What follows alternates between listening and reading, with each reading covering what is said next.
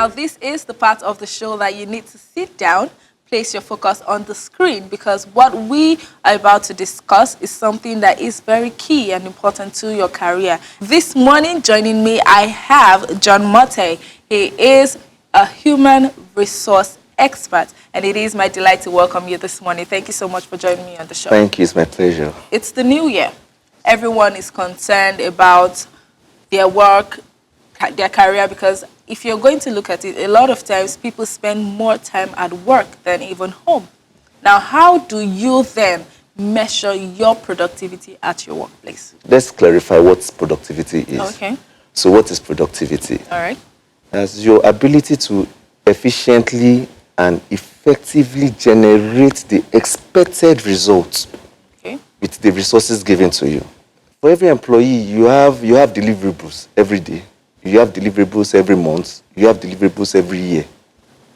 So if you are able to meet that target or even exceed the target for which you are employed, or of the target for which the organization requires to meet their strategic goals, then you can actually say you are productive. You know, there's a difference between activity and productivity. Okay. A lot of employees are very, very busy in the organization, but does not translate to results. So anything that does not translate to results is not productivity. Now, I know a lot of times we've heard the statement of no one is indispensable at a place of work, and that kind of gives people that laissez-faire attitude towards work, that after all, I mean, I've heard people say, I can't kill myself because if I die tomorrow, the company moves on. So what exactly is your cue and your take about that statement? Okay, no one is indispensable. To me, it's a technical statement. All right. Practically, no two people will give the same result. Okay. But when you see employees saying that, I can't kill myself, I've done my best, you have to look at what the organization also is giving to the employee. You see, there is something about job involvement, there is something about job engagement. Okay.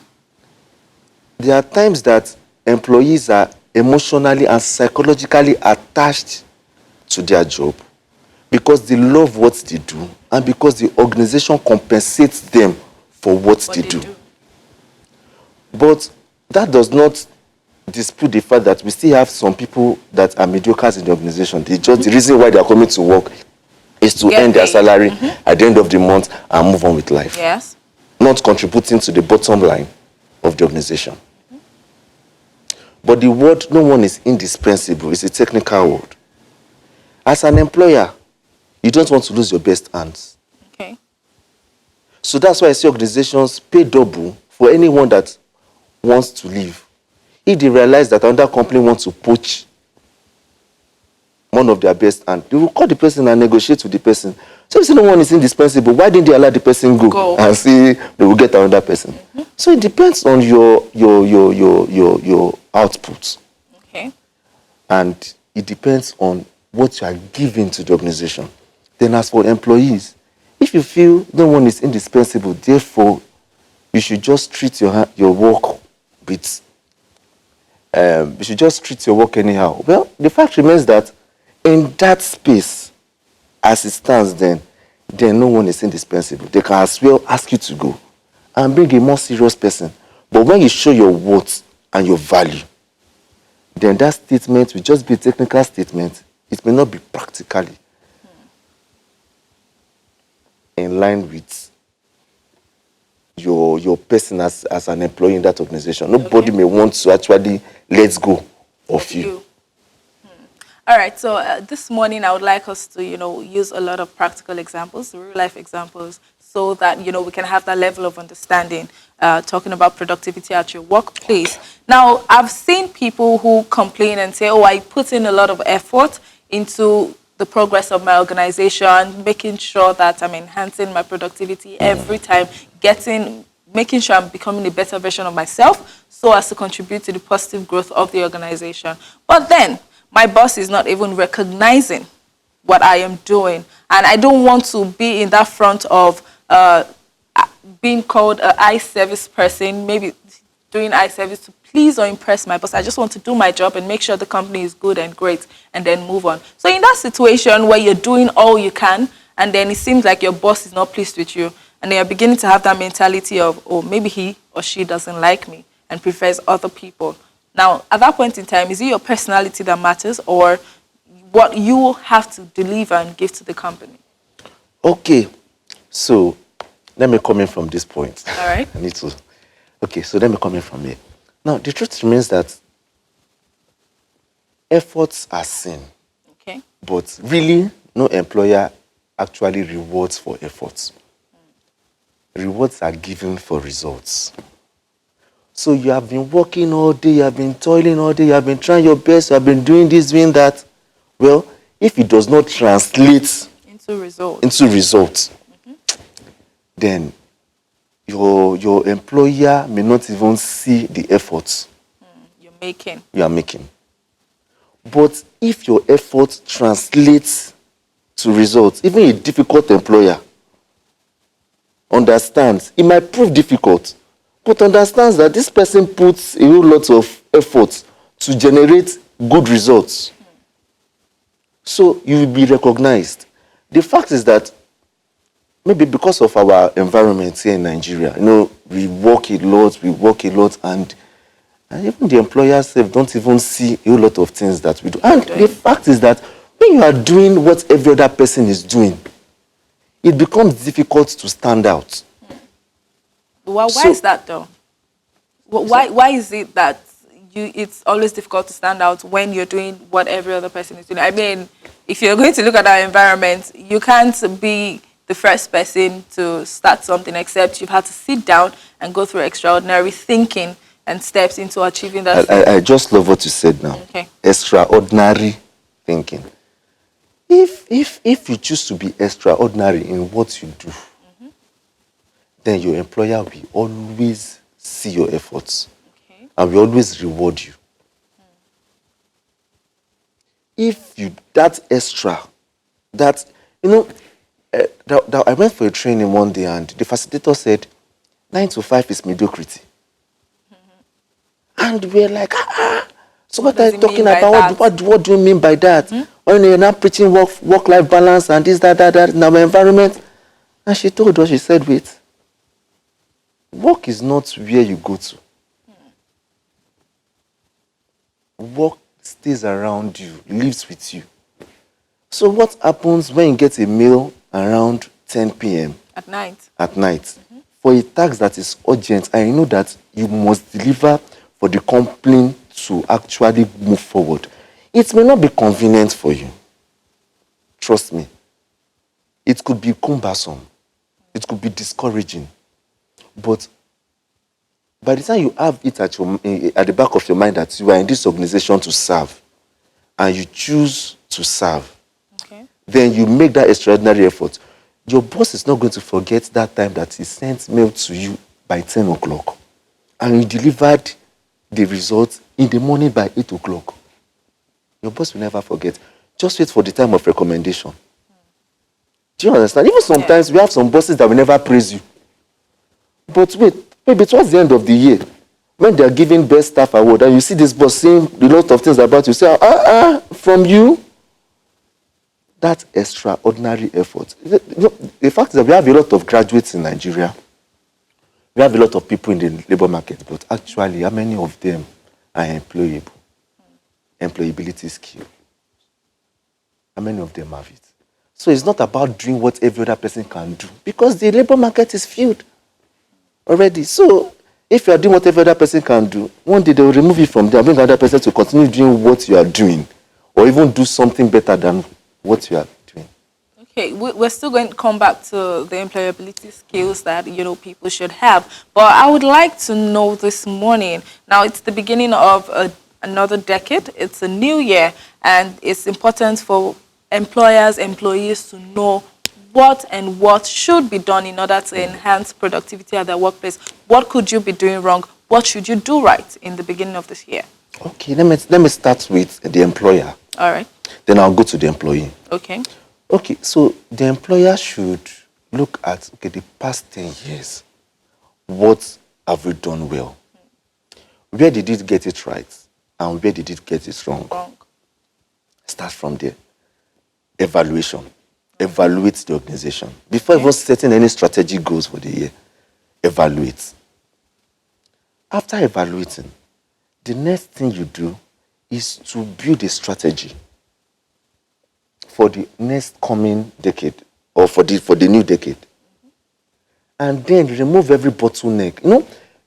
The organizational process should be such that could allow the strategy work. Then ensure that when we talk about organizational process, we're not talking about recruitment process alone or that. We talk about decision-making process, resource allocation process, management process, reward and compensation process. So the organization process, the way the organization, even their daily operational processes. Structure. The structure of the organization should also align with the strategy. Then organizations have to look out for global trends in their industry.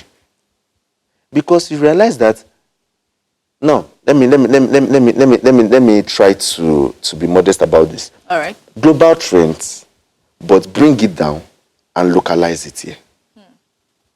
Some global trends may not actually work. That's actually very important. Global trends, but localize it here. Then when you localize it here, look at how can we make it operational. Organizations also should also rely on data. To a very large extent, data don't lie. So when you rely on data,